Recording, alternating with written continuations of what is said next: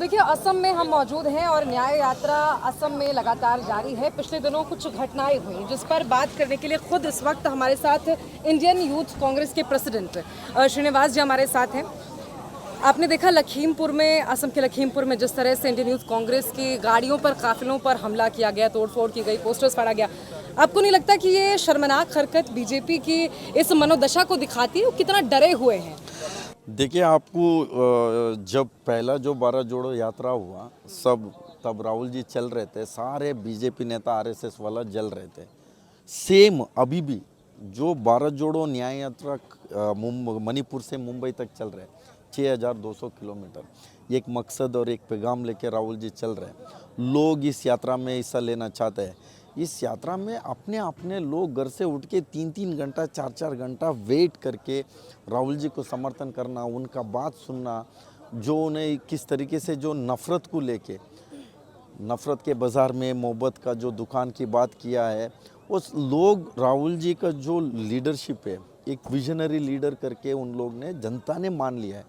ये तमाम इन लोग ने कोशिश किया। अभी यात्रा के बीच में आपको देखने का मिला, लखीमपुर हो, तेजपुर हो, सब जगह बैनर पाड़ने का जो सिस्टम इन लोग ने किया है, ये कभी ऐसे तस्वीर देखने को नहीं मिलते। कहाँ कहाँ बीजेपी शासित सरकार जो प्रदेश है, वहाँ पर्पसली इस यात्रा को कुछ भी करके इसको यात्रा को कहीं ना कहीं डैमेज पहुँचाए, बैनर हटा दे और कार्यकर्ता को पीट दे और कार का जो ग्लास तोड़ दे। इस तरह से, इससे कोई कुछ कार्यकर्ता इससे डरता नहीं है। अच्छा, ये भी हेमंत बिस्वा शर्मा ने तो ये तक कहा कि गुवाहाटी में ना आए और अगर आएंगे तो मैं सिक्योरिटी नहीं दूंगा, इसके बावजूद अगर आते हैं तो वायलेशन का केस लगाकर गिरफ्तार कर लूँगा। देखिए, इस तरीके का सारे हर स्टेट में सारे पार्टी का तमाम ऐसे कार्यक्रम होते हैं। कई ऐसा इस तरीके का कोई बयान नहीं देता है। एक्चुअली इस स्टेट में आया है, वो इस प्रदेश का सीएम है, उनको वेलकम करना चाहिए। इस तरीके का जो नहीं आना पहले ही बोलना, केसेस डालना, ये कहीं ना कहीं अच्छे नहीं दिखता है। ये लोकतंत्र है। लोकतंत्र में कहीं ना कहीं इस तरीके का कोई चीज़ को आप विरोध करेगा तो इस तरीके का विरोध होना नहीं चाहिए।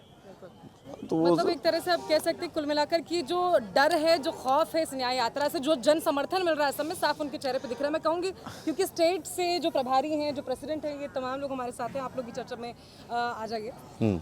आप लोगों ने तो देखा अभी जो कुछ हुआ लखीमपुर में, क्या क्या नुकसान किया और कहेंगे क्या इस पर? क्या लगता है आपको? एक करके आप लोग बताइए। आप बताइए। देखिए, जैसे आप जानते हैं कि जैसे डर का माहौल है हमारे पूरे देश में, और असम में आप देखेंगे कि जो न्याय यात्रा है, ये 12 जोड़ो न्याय यात्रा हमारे नेता राहुल गांधी जी ने देश को जोड़ने के लिए, युवाओं को जोड़ने के लिए, युवाओं की आवाज़, युवाओं की प्रॉब्लम सुनने के लिए ये यात्रा चला रही है। इसमें ये सरकार, असम की सरकार, हेमंत बिस्वा शर्मा इतना क्यों डरे? और सबसे बड़ा चीज़ ये अनफॉर्चुनेट है कि चाहे वो लखीमपुर हो, तेजपुर हो, जैसे नीचे गिर के पुलिस प्रोटेक्शन में भारतीय जनता पार्टी की गुंडे ने जैसे रातों को जला रहे हैं, हमारे बैनर को फाड़ रहे हैं, बस को तोड़ रहे हैं, लोगों के ऊपर हमला कर रहे हैं।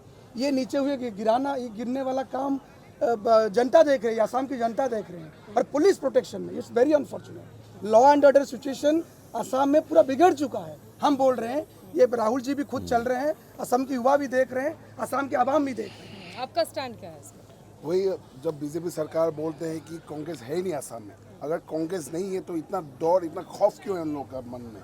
तो हम लोग का जो यूथ कांग्रेस का उस दिन लखीमपुर में गाड़ी तोड़ा, हम लोग का लड़का को मारा, तो हम लोग यही कहना चाहते हैं कि ये आने वाला दिन में असम का जो जनता है वो करारा जवाब देगी बीजेपी सरकार को। देखिए, ये जो सिचुएशन असम में हुआ, आज तक नहीं हुआ, आज तक तो कहीं पे भी नहीं हुआ। हम लोग सोचेंगे कि ये ऐसे चीज़ हम लोग सिर्फ मूवी में देखे थे, हिंदी बॉलीवुड मूवी में देखे। उस दिन जैसे हुआ, पहले पूरा जितना स्ट्रीट लाइट है सब ऑफ किया, उसके बाद पुलिस आया, पुलिस ब्लैंक फायर करके आया, उसके बाद साथ में बीजेपी के गुंडे आके हमारे लड़के को मारा, पोस्टर फाड़ा।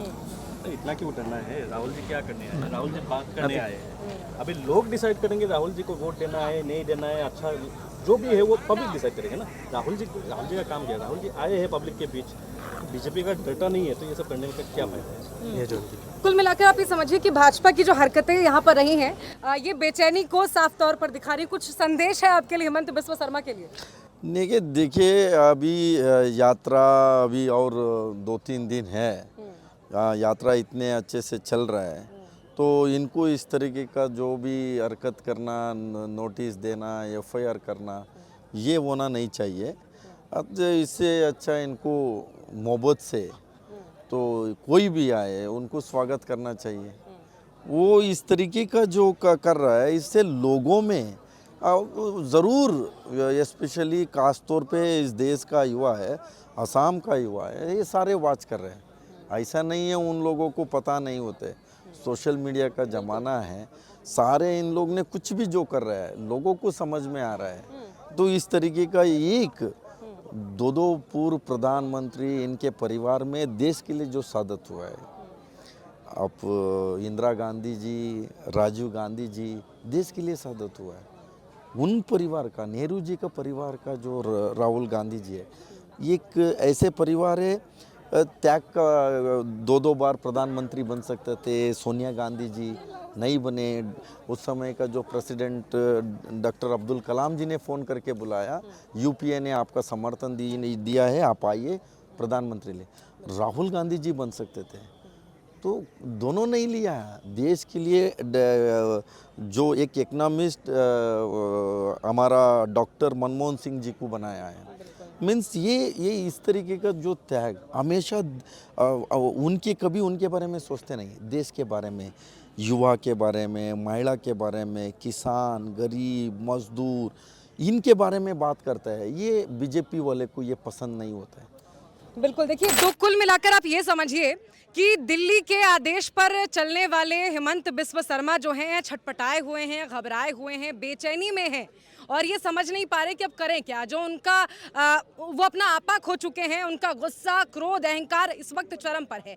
लेकिन आप ये समझ लीजिए कि यात्रा तब तक जारी रहेगी जब तक समाज के हर वर्ग, हर जाति, हर धर्म के लोगों को उनका हक, न्याय का हक नहीं मिल जाता है। न्याय का हक मिलने तक